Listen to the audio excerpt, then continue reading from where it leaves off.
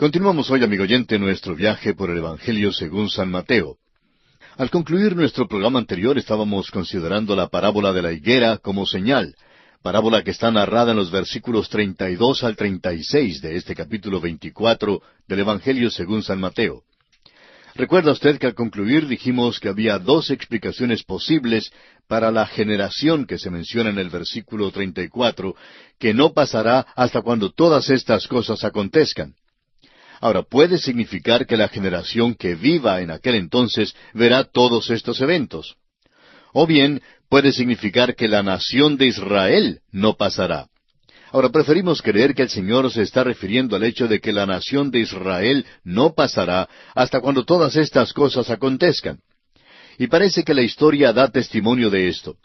Como ya hemos visto, la gran tribulación es todavía un evento futuro, y la nación de Israel todavía existe. Mencionamos también el hecho de que a Amán no le fue posible destruir a los judíos. Tampoco Faraón pudo destruirlos. Y ni siquiera Hitler logró destruirlos o aniquilarlos.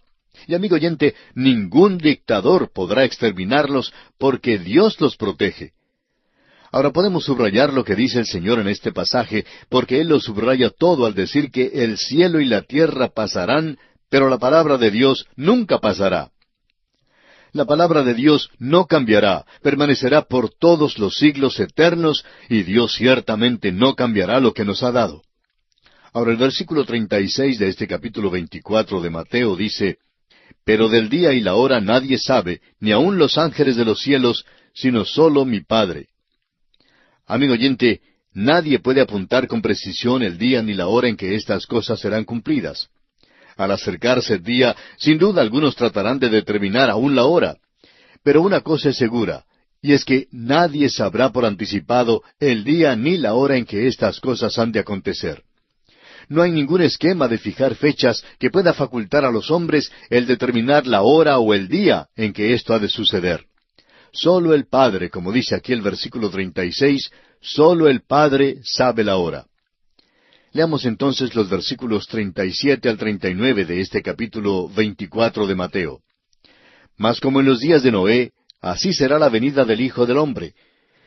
Porque como en los días antes del diluvio estaban comiendo y bebiendo, casándose y dando en casamiento, hasta el día en que Noé entró en el arca, y no entendieron hasta que vino el diluvio y se los llevó a todos, así será también la venida del Hijo del Hombre». El Señor hace uso aquí de la ilustración de Noé, el cual vivía en días de una crasa inmoralidad. El Señor describe el tiempo de Noé como días en que todo pensamiento y toda imaginación del corazón de los hombres era siempre y solamente el mal. Aquellas personas comían y bebían y se casaban. Estas cosas en sí no eran malas, pero la actitud de los hombres hacia Dios hizo estas prácticas malas. Se olvidaron de Dios y no le creyeron. Lo que ellos hacían no era para la gloria de Dios. Pablo nos amonesta en su primera carta a los Corintios, capítulo 10, versículo 31, diciendo, «Si pues coméis o bebéis, o hacéis otra cosa, hacedlo todo para la gloria de Dios». Las personas que vivían durante los días de Noé comían y vivían como si Dios no existiera de ninguna manera. A un muchachito le convidaron a cenar en una casa ajena por primera vez en su vida. Iba a una casa muy cercana, pero para él era un gran evento. Era la primera vez que jamás hubiera sido invitado a comer fuera de su hogar, y cuando la hora llegó para salir, fue en rumbo directo hacia aquella casa. Al sentarse a la mesa para comer, el niño automáticamente inclinó su cabeza para dar gracias por la comida, porque había sido criado en un hogar cristiano. De repente se dio cuenta de que él era el único con la cabeza inclinada y que los demás estaban sirviéndose la comida. Abrió los ojos y, sin inhibición alguna, dijo, «¿No dan ustedes gracias a Dios por la comida?». Hubo un silencio embarazoso por un momento, y luego la señora de la casa dijo, «No, no damos las gracias». El niño pensó por un momento y luego declaró, «Ustedes son exactamente como los perros de mi casa. Simplemente comienzan sin demora alguna». Amigo oyente, muchos son como estas personas hoy en día. Disfrutan de la abundancia, pero nunca se acuerdan de dar gracias a Dios por eso. Bueno, en los días de Noé comían, bebían y se daban en casamiento cuando el diluvio vino y los cogió desprevenidos. Esto es exactamente lo que sucederá cuando vuelva el Hijo del Hombre. Los hombres serán cogidos desprevenidos, comiendo, bebiendo y dándose en casamiento y viviendo simplemente como si Dios no existiera de ninguna manera. Ahora los versículos 40 y 41 de Mateo 24 dicen, Entonces estarán dos en el campo, el uno será tomado y el otro será dejado. Dos mujeres estarán moliendo en un molino, la una será tomada y la otra será dejada. Alguien dirá, bueno, por fin se ha puesto entre la espada y la pared. Dijo que la iglesia y el rapto no se encuentran en el discurso del Monte de los Olivos, y aquí están. Estarán dos en el campo, uno será tomado y el otro será dejado. Amigo oyente, esta no es una referencia al rapto de la iglesia. El paralelo es con el diluvio, donde aquellos que fueron llevados fueron quitados en juicio. Aquellos que se quedaron en el día de Noé fueron los que escaparon el juicio. Aquellos que se queden cuando venga Cristo entrarán en el reino. Veamos ahora el versículo 42. Velad pues, porque no sabéis a qué hora ha de venir vuestro Señor. Velad es una palabra importante en este versículo. Tiene un sentido algo diferente que el velar que hace un hijo de Dios, es decir, esperando la venida del Señor. Esperando la venida del Señor tiene una nota de consuelo y esperanza, pero el velar del cual habla el Señor en este versículo denota temor y ansiedad. Las personas en aquel día dirán en la mañana, «¿Cómo quisiéramos que fuera de noche?» Y cuando sea de noche dirán, «¿Cómo quisiéramos que fuera la mañana?» La palabra hebrea para velar en el Antiguo Testamento tiene unos 17 sentidos en total. Permítanos ilustrar esto utilizando como ejemplo un hombre que sale a cazar venados. Todos los años este hombre entra en el bosque, pone su campamento en el mismo sitio, y temprano por la mañana va y se sienta por el tronco de un árbol y espera. Después de un rato, oye un ruido en el monte y cree que puede ser un venado. Alza el rifle y espera. Está velando un venado. Después de pasar 2 semanas, usted se encuentra con el mismo hombre en la Avenida Libertad, en el centro de la ciudad, y ve que vela intensamente por toda la calle. Sabe que espera a alguien. Se le acerca y le dice, «¿A quién esperas?» Él contesta, «Estoy esperando a mi esposa, ya lleva 45 minutos de atraso». Aquí está este hombre velando de nuevo, pero de una manera muy diferente. Antes, en el bosque, tenía su rifle consigo. Y ahora quizá le gustaría tener el rifle en estos minutos, pero por ley le es prohibido disparar contra su esposa. Bien, pasan unos 2 meses, y al entrar usted en un hospital, pasa por un cuarto, y ve que este hombre y su esposa se sientan al lado de la cama de una niñita. La niñita tiene una fiebre de 42 grados, y el doctor les ha dicho que la crisis vendrá a las 12 de la noche. Y allí los ve usted velando a estos padres. Amigo oyente, aquel es un tipo de velar algo diferente que el velar un venado o velar a una esposa en una esquina. Este es el velar con ansiedad, y es el tipo de velar que se menciona aquí en el versículo 42.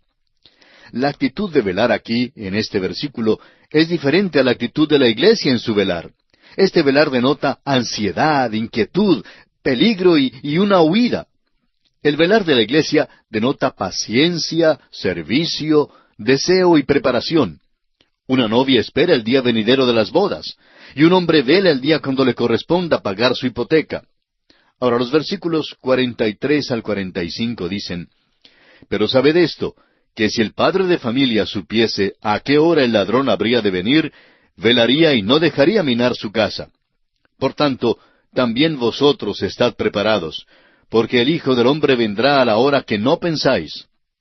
¿Quién es, pues, el siervo fiel y prudente, al cual puso su Señor sobre su casa, para que les dé el alimento a tiempo? El resto del discurso del Monte de los Olivos se da en parábolas para ilustrar la actitud de las personas con respecto a la venida del Hijo de Dios y a lo que sucederá cuando venga. Si el dueño de la casa en estos versículos hubiera tenido cuidado y hubiera estado preparado, podría haber prevenido pérdida y daño. Los creyentes han sido amonestados en cuanto a que un ladrón viene y que tienen menos excusa por su descuido que la que tiene el dueño de la casa. El versículo 45 nos dice que la fidelidad es la base para el reconocimiento de un siervo. Ahora los versículos 46 al 51 dicen, «Bienaventurado aquel siervo al cual, cuando su señor venga, le halle haciendo así. De cierto os digo que sobre todos sus bienes le pondrá. Pero si aquel siervo malo dijere en su corazón, mi señor tarda en venir, y comenzare a golpear a sus consiervos, y aun a comer y a beber con los borrachos, vendrá el señor de aquel siervo en día que éste no espera, y a la hora que no sabe, y lo castigará duramente, y pondrá su parte con los hipócritas. Allí será el lloro y el crujir de dientes. Esta parábola cuenta del siervo fiel y del siervo malo. Cuando regrese el Señor, dará a su siervo fiel un privilegio y responsabilidad adicional si ha sido fiel en llevar a cabo sus deberes asignados. El siervo malo, por su parte, será desenmascarado en el regreso repentino de su Señor y será castigado física y eternamente. Una vez más, amigo oyente, permítame recordarle que la iglesia no está en mira en el discurso del Monte de los Olivos. El Señor está contestando las preguntas que le hacían los discípulos, quienes estaban pensando en términos del establecimiento del reino de los cielos. Y así concluimos nuestro estudio del capítulo 24 del Evangelio según San Mateo. Y nos encontramos ahora en el capítulo 25, la continuación del discurso del Monte de los Olivos. Las parábolas de las 10 vírgenes y de los talentos y el juicio de las naciones gentiles es el tema que comprende este capítulo 25 de Mateo. Este capítulo trata detalladamente la respuesta de Jesús con respecto a la pregunta, ¿qué señal habrá de tu venida? Encontramos aquí la parábola de las 10 vírgenes que comprueba la autenticidad de la fe de Israel. Luego la parábola de los talentos que comprueba la fidelidad de sus siervos.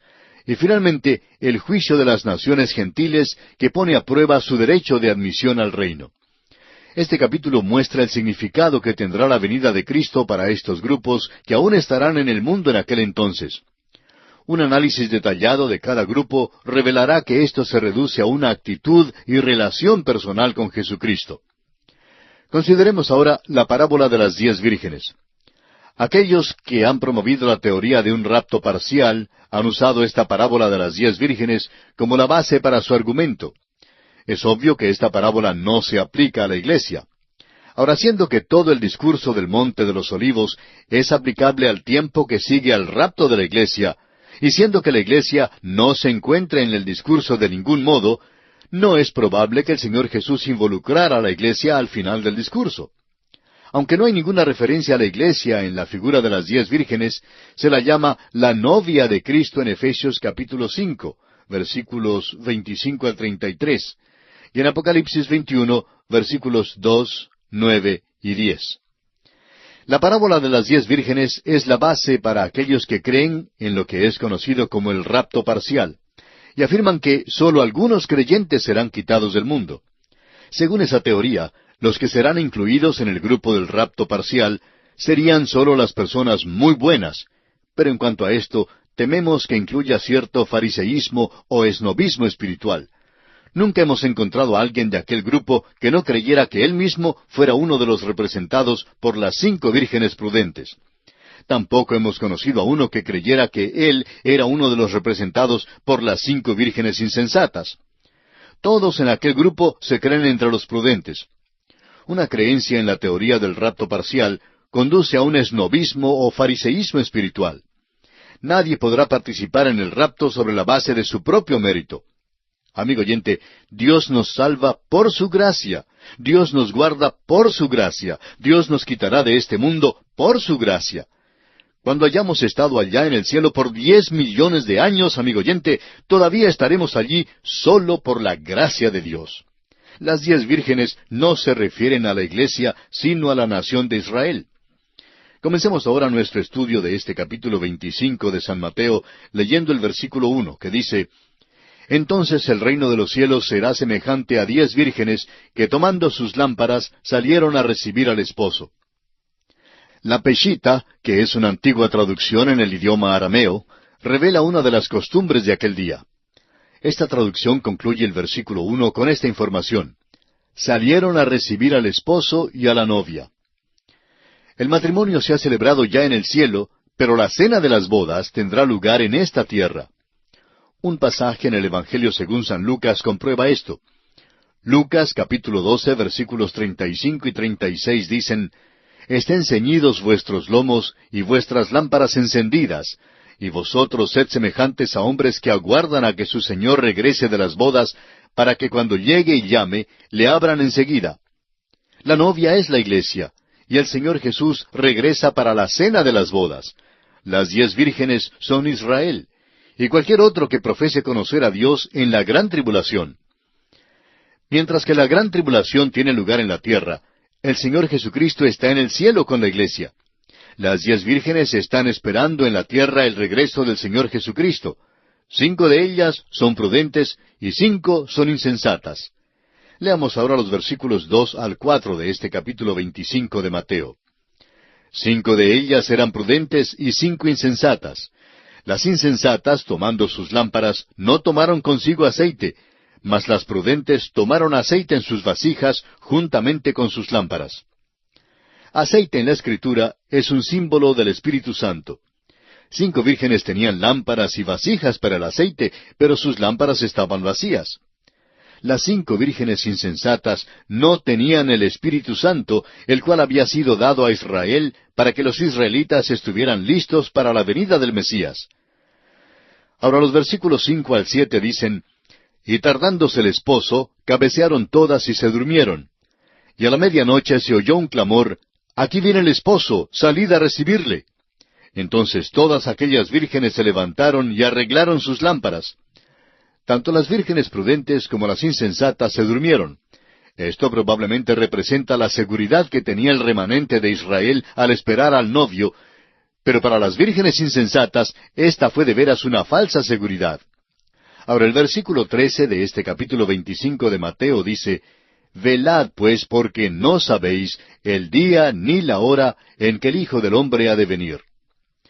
Lo importante en este versículo es el día y la hora, y no el año ni el siglo. La actitud de las 10 vírgenes en esta parábola es lo significativo. Entramos ahora a la parábola de los 8 talentos. En la parábola de los talentos, a todos les fue dado algún talento por el maestro, y fueron enviados a usar los talentos provechosamente, pero uno de ellos enterró su talento, no fue fiel a su maestro. La substancia de la parábola se puede hallar en los versículos 14 y 15. Porque el reino de los cielos es como un hombre que, yéndose lejos, llamó a sus siervos y les entregó sus bienes. A uno dio 5 talentos, y a otro 2, y a otro 1, a cada uno conforme a su capacidad, y luego se fue lejos. La parábola de los talentos sí tiene una aplicación para hoy, cómo el Señor pone a prueba el servicio de sus siervos en todas las edades. La parábola más apropiada para hoy es la parábola de las minas que se encuentra en el Evangelio según San Lucas, capítulo 19, versículos 11 al 27. Estas minas fueron repartidas por un noble mientras él salía para recibir un reino para regresar en un tiempo más tarde. Cada uno tenía la misma cantidad. El Señor Jesús no recompensa hoy en día según el uso de algún talento que sea superior, sino según nuestra fidelidad como creyentes. Consideremos ahora el juicio de las naciones. En el capítulo 25, el Señor da 3 parábolas para poner sobre aviso al pueblo de Dios sobre el hecho de que Él viene y que deben alistarse para su venida. Todas las naciones recibirán una oportunidad para escuchar y recibir el mensaje de Dios durante el período de la gran tribulación. Este Evangelio del Reino será predicado entre todas las naciones, pero algunas lo rechazarán y así rechazarán a Cristo. Reconocemos que habrá algunos que no estarán de acuerdo con esta interpretación. El versículo 31 de este capítulo 25 de Mateo nos dice: Cuando el Hijo del Hombre venga en su gloria, y todos los santos ángeles con él, entonces se sentará en su trono de gloria. La polarización de todo el discurso del Monte de los Olivos mueve hacia la colocación de Jesucristo en el trono de este mundo. Este es el mensaje del Evangelio de Mateo. Este es el mensaje de la palabra de Dios.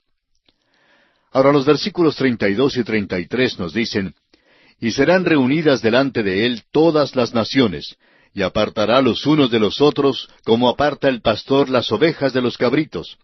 Y pondrá las ovejas a su derecha, y los cabritos a su izquierda. El juicio de las naciones es un juicio separado que tiene lugar al regresar el Señor para establecer su reino. Estas son grandes naciones. Cristo nunca usa este término cuando habla de los individuos. Todas las personas se llaman ovejas. Isaías 53:6 dice, Todos nosotros nos descarriamos como ovejas, cada cual se apartó por su camino, mas Jehová cargó en él el pecado de todos nosotros. Así nos lo dice Isaías en el capítulo 53 de su profecía, versículo 6. Ahora hubo las ovejas perdidas, y hay las otras ovejas, pero las personas se llaman ovejas y nunca se los llama cabritos. Bueno, amigo oyente, no tenemos tiempo para concluir este pasaje en esta oportunidad, así es que concluiremos nuestro estudio del capítulo 25 del Evangelio según San Mateo en nuestro próximo programa. Continuamos hoy, amigo oyente, nuestro estudio en el libro de San Mateo. En nuestro programa anterior estábamos considerando el juicio de las naciones. Y al concluir dijimos que el juicio de las naciones es un juicio separado que tiene lugar al regresar el Señor para establecer su reino. Estas son grandes naciones. Cristo nunca usa este término cuando habla de los individuos. Todas las personas se llaman ovejas. El profeta Isaías, por ejemplo, en el capítulo 53 de su profecía, versículo 6 dice, Todos nosotros nos descarriamos como ovejas, cada cual se apartó por su camino, mas Jehová cargó en él el pecado de todos nosotros. Había las ovejas perdidas y hay las otras ovejas. Pero las personas se llaman ovejas y nunca se llaman cabritos. Ahora leamos los versículos 34 al 40 de este capítulo 25 de San Mateo. Dice así, Entonces el rey dirá a los de su derecha, Venid benditos de mi Padre, heredad el reino preparado para vosotros desde la fundación del mundo. Porque tuve hambre y me disteis de comer, tuve sed y me disteis de beber, fui forastero y me recogisteis, estuve desnudo y me cubristeis, enfermo y me visitasteis, en la cárcel y vinisteis a mí. Entonces los justos le responderán diciendo, Señor, ¿cuándo te vimos hambriento y te sustentamos, o sediento y te dimos de beber? ¿Y cuándo te vimos forastero y te recogimos, o desnudo y te cubrimos? ¿O cuándo te vimos enfermo o en la cárcel y vinimos a ti? Y respondiendo el rey les dirá, De cierto os digo que en cuanto lo hicisteis a uno de estos mis hermanos más pequeños, a mí lo hicisteis. Los 144,000 judíos que son sellados en el tiempo de la gran tribulación saldrán a todo el mundo para predicar el mensaje del Evangelio del Reino. Irán a las personas que acepten y reciban a Cristo como el sacrificio por sus pecados y les aconsejarán que se alisten para su venida inmediata. Algunas naciones lo rechazarán. El anticristo mandará a matar cruelmente a los 144,000. Cualquier hombre que les dé a estos hombres un poquito de agua fría lo hará a riesgo de su propia vida. Dar un poquito de agua a alguien hoy en día tiene poco valor, pero en aquel día tendrá un valor tremendo. Significará que se han declarado a favor de Cristo. El punto en disputa en aquel día será la aceptación o el rechazo del Señor. Jesús llama a los 144,000 mis hermanos, y evidentemente son israelitas. Si las naciones los aceptan a ellos, el Señor dice que será igual que aceptarlo a Él. Si las naciones los rechazan, será igual que rechazar al Señor, porque estos hombres están representando a Cristo mismo. El versículo 43 da evidencia de que naciones enteras entrarán en el reino milenario. De estas naciones habrá algunos individuos que rechazarán a Cristo. Pero el juicio de las naciones en la segunda venida de Cristo es para determinar cuáles naciones han de entrar en el reino milenario. Este juicio es separado y distinto de todos los otros juicios. Y así concluimos nuestro estudio de este capítulo 25 del Evangelio según San Mateo. Ahora entramos al estudio del capítulo 26. En este capítulo encontraremos los siguientes aspectos: los últimos eventos en la vida de Jesús antes de la cruz, el complot para prenderlo, la unción por María de Betania, Judas Iscariote vende a Jesús, la última Pascua y la primera cena del Señor, el anuncio de la negación de Pedro, la agonía en Getsemaní, la entrega de Jesús por parte de Judas. Los principales sacerdotes arrestan a Jesús, le traen ante Caifás y el Sanedrín, y la negación de Pedro. Este es el capítulo más largo en el Evangelio de Mateo. Hay una interrupción al fin del versículo 30. Los eventos relatados en los capítulos 15, 16 y 17 del Evangelio según San Juan bien podían ser insertados aquí. Otra interrupción natural sería en el principio del versículo 57. Una división del capítulo aquí pondría en una categoría separada el juicio ante los príncipes religiosos. Quizá aquellos que dividieron las Escrituras incluyeran tantos eventos en un capítulo para dar al lector algo del alcance y la rapidez de estos importantes acontecimientos. Sería interesante saber su razonamiento en cuanto a estas divisiones. Todos los incidentes y detalles en este capítulo señalan a la cruz. Encontramos la precisión de un martinete de fragua en todo lo que ocurre aquí, que puede darle al lector la impresión de que Jesús se encuentra en un vértice de circunstancias que están fuera de su control. Sin embargo, un examen y consideración cuidadosa revelará que Él es maestro de las circunstancias, y que el Rey de Reyes nunca es más majestuoso que cuando se acerca a la cruz. Todas las cosas dadas en este capítulo y en el capítulo 27 deben ser estudiadas a la luz de la determinación de Jesús en Cesarea de Filipos de unos 6 meses antes de ir a Jerusalén para morir.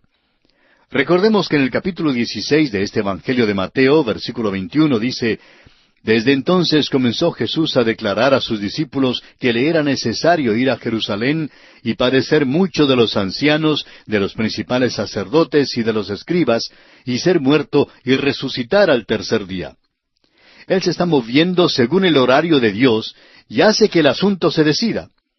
Él no es una víctima desvalida que se encuentra entre la olla de la intriga religiosa y el sartén del poder romano. Una reverencia debe penetrar el pensar del lector al considerar estas cosas escritas aquí en este capítulo, porque son vitalmente relacionadas con nuestra salvación. Veamos los primeros 2 versículos de este capítulo 26 de Mateo. Cuando hubo acabado Jesús todas estas palabras, dijo a sus discípulos: «Sabéis que dentro de 2 días se celebra la Pascua, y el Hijo del Hombre será entregado para ser crucificado». Los eventos del capítulo 26 siguen inmediatamente después del discurso del Monte de los Olivos. El Señor ha contestado las preguntas de los discípulos y ahora vuelve a otro asunto. Por 6ª vez, en unos 6 meses desde Cesarea de Filipos, Jesús ha anunciado su muerte venidera. En el versículo 2, Jesús fija el tiempo de su muerte. Dice: «De aquí a 2 días, en la fiesta de la Pascua, será entregado y crucificado». Ahora leamos los versículos 3 al 5. Entonces los principales sacerdotes, los escribas y los ancianos del pueblo se reunieron en el patio del sumo sacerdote llamado Caifás, y tuvieron consejo para prender con engaño a Jesús y matarle. Pero decían: «No durante la fiesta, para que no se haga alboroto en el pueblo». Este es un pasaje importante. Por 6ª vez, como dijimos, el Señor anuncia su muerte venidera. Luego, en el versículo 2, dice que morirá durante la Pascua. Pero ellos, o sea, los príncipes religiosos, dijeron que Él no moriría en el día de la fiesta, no sea que hubiera un alboroto entre la gente. Los mismos que lo mataron dijeron que no le crucificarían durante la Pascua. El Señor, sin embargo, tenía una idea diferente y fijó el tiempo de su propia muerte. Ahora, ¿cuándo murió Jesús? Murió precisamente durante la Pascua. Él, y no sus enemigos, fijó el tiempo de su ejecución. Se encargó completamente de la situación. Amigo oyente, es que Él es el Rey aquí en el Evangelio según San Mateo. Las veces que parecía ser más desvalido y débil desde el punto de vista nuestro, aquellas fueron precisamente las veces cuando Jesús estuvo realmente a cargo de todas las cosas. El odio tan amargo de los príncipes religiosos contra el Señor Jesucristo les hizo conspirar su muerte. Querían hacer las cosas a su manera, pero no se les permitió hacerlas en esa forma. Estaban tratando a un rey que nunca fue más majestuoso que cuando se acercó precisamente a la cruz. Ahora consideremos otro aspecto: la unción de Jesús por María de Betania. Leamos los versículos 6 al 8 de este capítulo 26 del Evangelio de Mateo. «Y estando Jesús en Betania, en casa de Simón el leproso, vino a él una mujer con un vaso de alabastro de perfume de gran precio, y lo derramó sobre la cabeza de él, estando sentado a la mesa. Al ver esto, los discípulos se enojaron, diciendo: «¿Para qué este desperdicio?». Betania era el lugar de amor, como Jerusalén era el lugar de odio. Jesús se quedó en Betania durante las últimas horas antes de su muerte. Este incidente ocurrió en el hogar de Simón el leproso. Ahora, ¿por qué lo llamaban Simón el leproso? ¿Tenía acaso lepra? Hubo un tiempo cuando tuvo esa enfermedad, pero Jesús ya lo había sanado y ahora estaba limpio. Ahora le era posible sentarse y gozar de la comunión con el Señor Jesús y con otros que cenaron juntamente con Él en su hogar. Esta es una escena maravillosa, amigo oyente. Los enemigos del Señor hoy en día no conocen al Señor. No conocen al Señor que sanó, amó, lloró y juzgó. El hecho es que algunos de los enemigos de Jesús de nuestros días han puesto en escena un drama acerca de Jesús que estamos seguros escandalizaría a cualquiera. Es lamentable que en algunos lugares no se pueda leer la Biblia ni orar en las escuelas. En cambio, se puede poner en escena el drama más sucio y más vil en cuanto al Señor que jamás se puede imaginar. En aquel drama se representa al Señor y sus discípulos en el aposento alto, pero como si ellos fuesen homosexuales. Amigo oyente, eso es la blasfemia más vil que se haya visto. Sí, blasfemia misma. Los que ponen en escena este drama no conocen al Señor. Son leprosos espirituales que debieran vocear: inmundo, inmundo. Eso es lo que son, inmundos. Cuando usted, amigo oyente, ha venido al Señor Jesús y ha sido limpiado por Él, se puede entonces sentar y gozar de la comunión con Él. Esta es la escena que tenemos en este pasaje. Al cenar, apareció entonces una mujer con un vaso de alabastro de perfume de gran precio. La mujer era María. Así nos lo dice el evangelista Juan en el capítulo 12 de su Evangelio, versículo 3. Ella ungió tanto la cabeza como los pies de Jesús. Los discípulos se llenaron de indignación cuando vieron lo que hizo María. Juan en su Evangelio nos da el detalle de que fue Judas quien encabezó esta agitación. Judas tenía un motivo ulterior que no tenía que ver con los pobres. Él era el tesorero del grupo y al parecer se estaba sustrayendo los fondos. Leamos ahora el versículo 9 de este capítulo 26 de Mateo. Porque esto podía haberse vendido a gran precio y haberse dado a los pobres. Hay muchísimas personas que piensan en los pobres, pero quienes no hacen nada para ayudarlos. En las capitales de nuestros países no faltan los legisladores que son millonarios. Siempre hablan en cuanto al problema de la pobreza y en cuanto al hacer algo por los pobres, pero ¿cuántos de ellos mismos dan algo para ayudar a los pobres? Nos cae mal ese tipo de hipocresía. Los discípulos tampoco nos impresionan en este caso. Dijeron: pues es un desperdicio de perfume. ¿Cómo es que lo derraman sobre el Señor Jesús? Deben haberlo vendido para dar el producto a los pobres. La pregunta debe siempre ser: ¿qué hago yo mismo por los pobres? ¿Trato de caer en gracia con otros o realmente trato de ayudar a otros? Ahora el versículo 10 dice: Y entendiendo Jesús les dijo: ¿Por qué molestáis a esta mujer? Pues ha hecho conmigo una buena obra. En cuanto a los cristianos, no deben contribuir a ninguno ni hacer nada que no glorifique el nombre del Señor Jesucristo. A menos que una obra sea hecha en su nombre, o a menos que Cristo sea glorificado en una obra, no deben participar en ella. Cuando una obra se hace realmente en el nombre del Señor Jesús, Él mismo dijo que esta sería una buena obra. Ahora el versículo 11 nos dice: Porque siempre tendréis pobres con vosotros, pero a mí no siempre me tendréis. Aquellos que decimos hoy en día que confiamos en Cristo y que queremos honrar y glorificar su nombre, debemos estar haciendo más en su nombre. Ahora los versículos 12 y 13 de Mateo capítulo 26 dicen: Porque al derramar este perfume sobre mi cuerpo, lo ha hecho a fin de prepararme para la sepultura. De cierto os digo que donde quiera que se predique este evangelio en todo el mundo, también se contará lo que ésta ha hecho para memoria de ella. Solo María, de entre todos sus seguidores, comprendió antes de ir Jesús a la cruz el significado de la muerte del Señor. Ella no malgastó el perfume. En cambio, aquellas que vinieron en el primer día de la semana, sí malgastaron las especias aromáticas que habían preparado. Las trajeron para el cuerpo muerto de Jesús, pero Él había resucitado.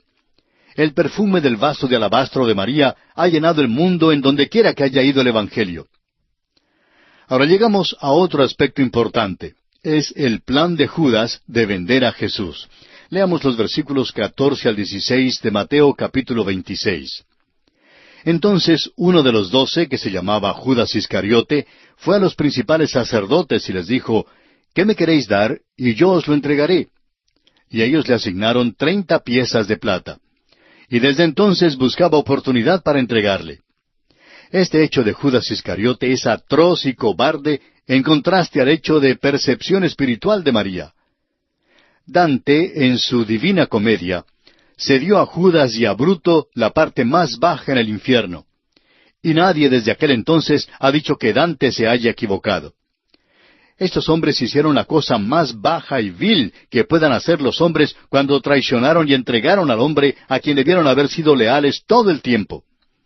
Este hecho de Judas es el más vil de todos los hechos detestables que se relacionan con la vida de Jesús. La cruz hace salir lo mejor y lo peor del corazón del hombre. Reacciona como un papel de tornasol en una solución ácida o base. Revela los pensamientos e intentos del corazón. Llegamos ahora a la preparación de la última Pascua y la Cena del Señor. Leamos los versículos 17 al 19. El primer día de la fiesta de los panes sin levadura, vinieron los discípulos a Jesús diciéndole, ¿dónde quieres que preparemos para que comas la Pascua? Y él dijo, id a la ciudad a cierto hombre y decidle, el Maestro dice, mi tiempo está cerca, en tu casa celebraré la Pascua con mis discípulos. Y los discípulos hicieron como Jesús les mandó y prepararon la Pascua. Jesús celebró la Pascua con los discípulos según la ley mosaica. Los versículos 21 y 22 dicen, y mientras comían, dijo, de cierto os digo que uno de vosotros me va a entregar. Y entristecidos en gran manera, comenzó cada uno de ellos a decirle, ¿soy yo, Señor? Cada discípulo sintió la capacidad en su corazón de hacer maldad. Cada hombre sabía que existía dentro de su ser la posibilidad de entregar a Cristo. ¿Ha descubierto usted, amigo oyente, aquella misma capacidad dentro de su propio corazón y su vida? Amigo oyente, usted y yo también somos así tan malos y viles. Ahora mismo debemos pedir su misericordia. Yo mismo lo entregaría durante los próximos 5 minutos si Él no tuviera su mano sobre mí. Y ese pensamiento debe guardarnos muy cerca de Él. Los versículos 23 al 25 dicen, entonces Él respondiendo dijo, el que mete la mano conmigo en el plato, ese me va a entregar. A la verdad el Hijo del Hombre va, según está escrito de Él, mas ay de aquel hombre por quien el Hijo del Hombre es entregado. Bueno le fuera a ese hombre no haber nacido. Entonces, respondiendo Judas, el que le entregaba, dijo, ¿soy yo, maestro? Le dijo, tú lo has dicho. Es interesante notar que Judas no lo llamó Señor en el versículo 25. Al parecer, en este momento, Judas se apartó del aposento alto. El evangelista Juan, en el capítulo 13 de su Evangelio, versículo 30, dice, cuando él pues hubo tomado el bocado, luego salió, y era ya de noche. Hubiera sido mejor para este hombre si nunca hubiera nacido. Así lo dijo el Señor Jesucristo. Ahora los versículos 26 al 29 de Mateo capítulo 26 dicen, y mientras comían, tomó Jesús el pan y bendijo, y lo partió y dio a sus discípulos, y dijo, tomad, comed, esto es mi cuerpo. Y tomando la copa y habiendo dado gracias, les dio diciendo, bebed de ella todos, porque esto es mi sangre del nuevo pacto, que por muchos es derramada para remisión de los pecados. Y os digo que desde ahora no beberé más de este fruto de la vid, hasta aquel día en que lo beba nuevo con vosotros en el reino de mi Padre. Aquí vemos al Señor iniciando la cena del Señor sobre las cenizas moribundas de un banquete que se desaparecía, es decir, la Pascua. Según la tradición hebrea, la copa circulaba 7 veces durante la Pascua. En esta ocasión, la última vez que circuló la copa, Jesús inició la cena del Señor. Durante la fiesta cantaban los salmos de Aleluya, los salmos 111 al 118. Cuando usted lea estos salmos para su propio provecho espiritual, tenga presente que nuestro Señor los cantó en aquella noche propicia. En aquel tiempo se erigió un nuevo monumento a sí mismo. No fue hecho de mármol ni de bronce, sino de los elementos temporales del pan y el vino. Ambos hablan de su muerte hasta cuando venga de nuevo. Y aquí nos detenemos por esta ocasión. Continuamos hoy, amigo oyente, estudiando el Evangelio según San Mateo. En nuestro estudio anterior nos detuvimos en los versículos 26 al 29 de este capítulo 26 del Evangelio según San Mateo. Y dijimos que en este pasaje el Señor Jesús inició lo que conocemos como la Cena del Señor sobre las cenizas moribundas de un banquete que se desaparecía, es decir, la Pascua. Según la tradición hebrea, la copa circulaba 7 veces durante la Pascua. En esta ocasión, la última vez que circuló la copa, Jesús inició la Cena del Señor. Durante la fiesta cantaron los salmos de Aleluya, o sea, los salmos 111 al 118. Cuando usted, amigo oyente, lea estos salmos para su propio provecho espiritual, tenga en cuenta que nuestro Señor los cantó en aquella noche propicia. En aquel tiempo se erigió un nuevo monumento a sí mismo. No fue hecho de mármol ni de bronce, sino de los elementos temporales del pan y del vino. Ambos hablan de la muerte del Señor hasta cuando venga de nuevo. Ahora la Pascua será instituida de nuevo en el milenio. El Señor dijo que bebería de nuevo en el reino el fruto de la vid. Esto quiere decir que al parecer la Pascua dará una mirada retrospectiva a su muerte en la cruz.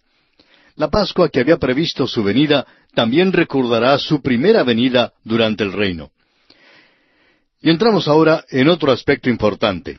Se trata de la predicción de la negación de Pedro.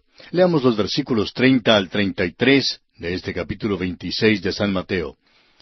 Y cuando hubieron cantado el himno, salieron al monte de los olivos.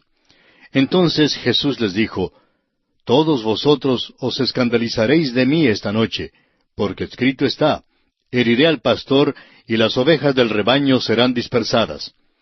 Pero después que haya resucitado, iré delante de vosotros a Galilea. Respondiendo Pedro le dijo, Aunque todos se escandalicen de ti, yo nunca me escandalizaré. La frase, porque escrito está, heriré al pastor, y las ovejas del rebaño serán dispersadas, es otra referencia a la muerte inminente del Señor Jesús. Los discípulos pronto se dispersarían. Pedro, sin embargo, le dijo al Señor que Él era confiable. Pedro estaba diciendo que aunque el Señor no podía depender de los otros discípulos, sí podría depender de Él. Pedro era sincero, pero no conocía su propia debilidad. Ninguno de nosotros sabemos cuán malos realmente somos. Veamos ahora los versículos 34 y 35. Jesús le dijo, De cierto te digo que esta noche, antes que el gallo cante, me negarás 3 veces. Pedro le dijo, Aunque me sea necesario morir contigo, no te negaré. Y todos los discípulos dijeron lo mismo. Era temprano por la mañana cuando Pedro dijo que no negaría a nuestro Señor, que aún estaba dispuesto a morir con el Señor. Pero aquella misma noche, antes de que el gallo cantara, Pedro lo negó. No lo negó una sola vez, sino 3 veces. Ahora los versículos 36 al 39 de Mateo capítulo 26 dicen, Entonces llegó Jesús con ellos a un lugar que se llama Getsemaní, y dijo a sus discípulos, Sentaos aquí entre tanto que voy allí y oro. Y tomando a Pedro y a los 2 hijos de Zebedeo, comenzó a entristecerse y a angustiarse en gran manera. Entonces Jesús les dijo, Mi alma está muy triste hasta la muerte. Quedaos aquí y velad conmigo. Yendo un poco adelante, se postró sobre su rostro, orando y diciendo, Padre mío, si es posible, pase de mí esta copa, pero no sea como yo quiero, sino como tú. Jesús, al ir a Getsemaní, lleva consigo a los mismos 3 discípulos que había llevado al monte de la Transfiguración. Él quiere que Pedro, Jacobo y Juan velen con él al agonizar él en oración. Oró al Padre diciendo si era posible que la copa que estaba por tomar podía pasar de él, la cual fue el horror de la muerte que estaba por morir. Lo que aconteció en la cruz, amigo oyente, fue más que simplemente una muerte física. Fue algo de lo cual nosotros no nos damos cuenta, porque Él que fue santo, inocente, sin mancha y apartado de los pecadores, fue hecho pecado por nosotros. Allí en la cruz, el pecado fue puesto en Jesucristo, no de alguna manera teórica ni académica, sino que en realidad Él llevó nuestro pecado en su propio cuerpo. Y al momento en que el pecado le fue puesto, se llenó de horror. es difícil para nosotros entrar en el completo significado de Getsemaní. Aquí Jesús ganó la victoria en el Calvario. Evidentemente, la copa era su cruz. El contenido fue el pecado del mundo entero. Esto le fue repugnante a su carácter santo. No está pidiendo evitar la cruz, sino que ora pidiendo que la voluntad de Dios el Padre sea hecha. Esto de ningún modo acaba el significado de Getsemaní. Él fue tentado por Satanás tan verdaderamente en Getsemaní como en el desierto. Leamos ahora los versículos 40 al 43 de Mateo capítulo 26. Vino luego a sus discípulos y los halló durmiendo, y dijo a Pedro, ¿así que no habéis podido velar conmigo una hora? Velad y orad para que no entréis en tentación. El espíritu a la verdad está dispuesto, pero la carne es débil. Otra vez fue y oró por segunda vez, diciendo, Padre mío, si no puede pasar de mí esta copa sin que yo la beba, hágase tu voluntad. Vino otra vez y los halló durmiendo, porque los ojos de ellos estaban cargados de sueño. Hay quienes hoy en día dicen que el Señor trató de evitar el ir a la cruz. Esto no es verdad. Su humanidad se llenó de horror y repugnancia frente al pensamiento de tener puestos sobre Él mismo los pecados en la cruz. Mientras que el Señor oraba, los discípulos dormían. Vino a sus discípulos, los halló dormidos, y se apartó de nuevo para orar. Después de que había orado 3 veces, todavía los encontró dormidos, y les dijo que podían seguir durmiendo aún, porque ya estaba por ser entregado.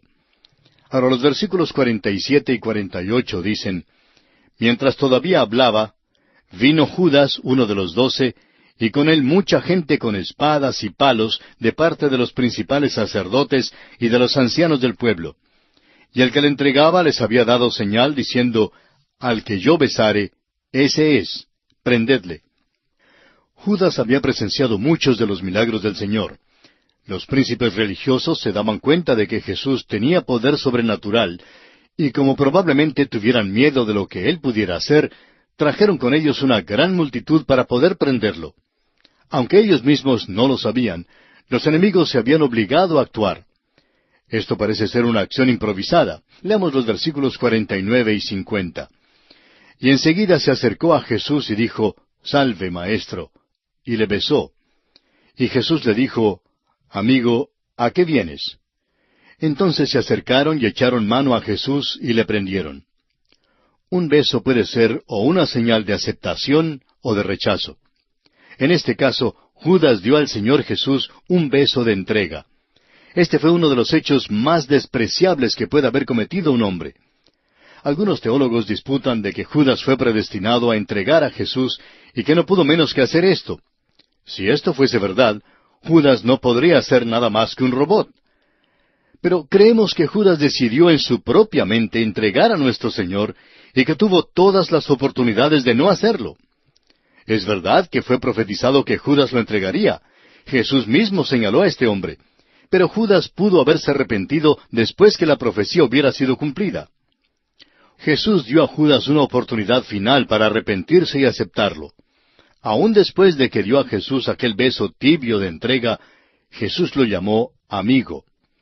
Más tarde, cuando Judas fue al templo y arrojó la plata que le fue dada para entregar al Señor, bien pudo haber cambiado de opinión.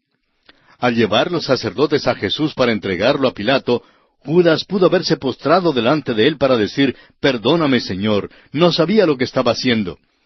El Señor lo habría perdonado, pero al parecer Judas no quiso ser perdonado. Leamos ahora los versículos 51 al 56 de este capítulo 26 de Mateo. Pero uno de los que estaban con Jesús, extendiendo la mano, sacó su espada, e hiriendo a un siervo del sumo sacerdote, le quitó la oreja. Entonces Jesús le dijo, Vuelve tu espada a su lugar, porque todos los que tomen espada, a espada perecerán. ¿Acaso piensas que no puedo ahora orar a mi Padre, y que Él no me daría más de 12 legiones de ángeles? Pero ¿cómo entonces se cumplirían las Escrituras de que es necesario que así se haga? En aquella hora dijo Jesús a la gente, ¿Como contra un ladrón habéis salido con espadas y con palos para prenderme?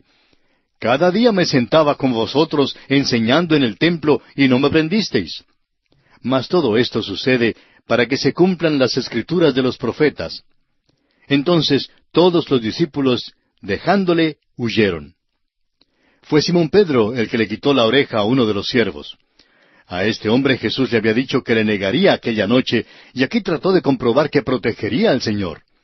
De alguna parte Pedro encontró una espada, pero como no era espadachín sino pescador, simplemente le quitó la oreja al hombre, aunque sin duda quería quitarle más bien la cabeza. El Señor le dijo a Simón Pedro que no necesitaba de su pequeña espada. El Señor no había venido para entrar en un combate con los príncipes religiosos, sino para morir por los pecados del mundo. El Señor aclara en el versículo 55 que está cumpliendo las Escrituras, y reprende nuevamente a sus enemigos por sus acciones, puesto que Él se sentaba diariamente en el templo y no le pusieron las manos encima. Debieron sentirse avergonzados. Hasta este momento no se había cumplido la hora en que ellos le prenderían, pero ahora Él voluntariamente se entrega en sus manos. Leamos ahora el versículo 57. Los que prendieron a Jesús le llevaron al sumo sacerdote Caifás, a donde estaban reunidos los escribas y los ancianos. Fue en el juicio de Jesús en el palacio de Caifás donde su muerte fue decidida. El Sanedrín ya había determinado que él debía morir. Fue un juicio burlón, como la evidencia lo reveló. Se nos dice en el Evangelio según San Juan que fue el suegro de Caifás quien instigó todo esto, y que el Sanedrín tuvo que decidir la pena que querían imponer antes de que se acercaran a Pilato. Ahora el versículo 58 dice, Mas Pedro le seguía de lejos hasta el patio del sumo sacerdote, y entrando, se sentó con los alguaciles para ver el fin. El Evangelio según San Juan, en el capítulo 18, versículos 15 y 16, nos dice que con la ayuda de Juan, Pedro ganó entrada al patio. Esperó allí para ver el fin. Y dentro de unos pocos momentos, Pedro negaría al Señor. Leamos los versículos 59 y 60 del capítulo 26 del Evangelio según San Mateo. Y los principales sacerdotes y los ancianos y todo el concilio buscaban falso testimonio contra Jesús para entregarle a la muerte, y no lo hallaron, aunque muchos testigos falsos se presentaban. Pero al fin vinieron 2 testigos falsos. Los príncipes religiosos no tenían caso alguno contra Jesús, y por tanto tuvieron que conseguir falsos testigos para obtener alguna acusación contra él. La dificultad en conseguir los falsos testigos radicó en hallar a uno que pudiese resistir la investigación de la corte. Si Pilato fuera inquisitivo e hiciera unas preguntas fastidiosas, los enemigos de Jesús se hallarían en muchos apuros en cuanto a su caso. Ahora los versículos 61 y 62. Allí esos 2 testigos hablan y dicen, Este dijo, Puedo derribar el templo de Dios y en 3 días reedificarlo. Y levantándose el sumo sacerdote le dijo, ¿No respondes nada? ¿Qué testifican estos contra ti? Por fin 2 testigos fueron presentados, los cuales distorsionaron una declaración que el Señor había hecho hacía ya 3 años. Sus discípulos habían entendido mal en aquel entonces lo que el Señor quiso decir. El Señor se refirió a su cuerpo, el templo, en la muerte y en la resurrección, y no al templo de Herodes. Jesús rehusó contestar esta burla de justicia. El sumo sacerdote trató de hacer que él contestara para que el Sanedrín supiera la clase de argumentos que debieran emplear. Sin embargo, Jesús no dijo nada al sumo sacerdote con respecto a esta cuestión. Los versículos 63 y 64 dicen, Mas Jesús callaba. Entonces el sumo sacerdote le dijo, Te conjuro por el Dios viviente que nos digas si eres tú el Cristo, el Hijo de Dios. Jesús le dijo, Tú lo has dicho. Y además os digo que desde ahora veréis al Hijo del Hombre sentado a la diestra del poder de Dios y viniendo en las nubes del cielo. Caifás dirigió a Jesús la pregunta específica, ¿Eres el Cristo, el Hijo de Dios? El sumo sacerdote lo conjuró y Jesús confesó que sí era el Mesías, el Hijo de Dios. Jesús alega para sí el título Hijo del Hombre. El doctor Warfield dijo que este es el título más alto que tuvo el Señor. Es un título que usaban los profetas como Daniel y Ezequiel. Fue un epíteto de la deidad. No pudo haber alegado tener ninguna posición más grande que aquella en que Él fue el Hijo del Hombre, sentado a la diestra del poder de Dios y viniendo en las nubes del cielo. Veamos ahora los versículos 65 al 68 de Mateo capítulo 26. Entonces el sumo sacerdote rasgó sus vestidos diciendo, Ha blasfemado, ¿Qué más necesidad tenemos de testigos? He aquí, ahora mismo habéis oído su blasfemia. ¿Qué os parece? Y respondiendo ellos dijeron, es reo de muerte. Entonces le escupieron en el rostro y le dieron de puñetazos, y otros le abofeteaban, diciendo, Profetízanos, Cristo, ¿quién es el que te golpeó? ¿Cómo odiaban al Señor Jesús? Este es el antagonismo natural del corazón humano a la bondad, la justicia y la santidad de Dios. ¿Sabía usted, amigo oyente, que usted y yo tenemos una naturaleza vieja y que si le cedemos la oportunidad, quitaría a Dios de su trono? Hay grupos hoy que dicen que Dios está muerto simplemente porque quieren que esté muerto. Lo quieren destronado. La naturaleza humana lo odia amargamente. Cuando el sumo sacerdote rasgó sus vestidos, violó la ley mosaica. Levítico 21:10 nos dice, y el sumo sacerdote entre sus hermanos, sobre cuya cabeza fue derramado el aceite de la unción, y que fue consagrado para llevar las vestiduras, no descubrirá su cabeza, ni rasgará sus vestidos. También los príncipes religiosos violaron su propia ley en gestionar un juicio así de noche. Además, según las leyes, ningún juicio podía comenzar y terminar en un mismo día. Después que el Señor alegó ser el Mesías, le escupieron, le abofetearon y le dieron de puñetazos. No tenían ningún derecho de tratar a un prisionero así, a uno que ya había sido condenado a morir. Al parecer, este fue un brutal juego romano. Estaban jugando con él.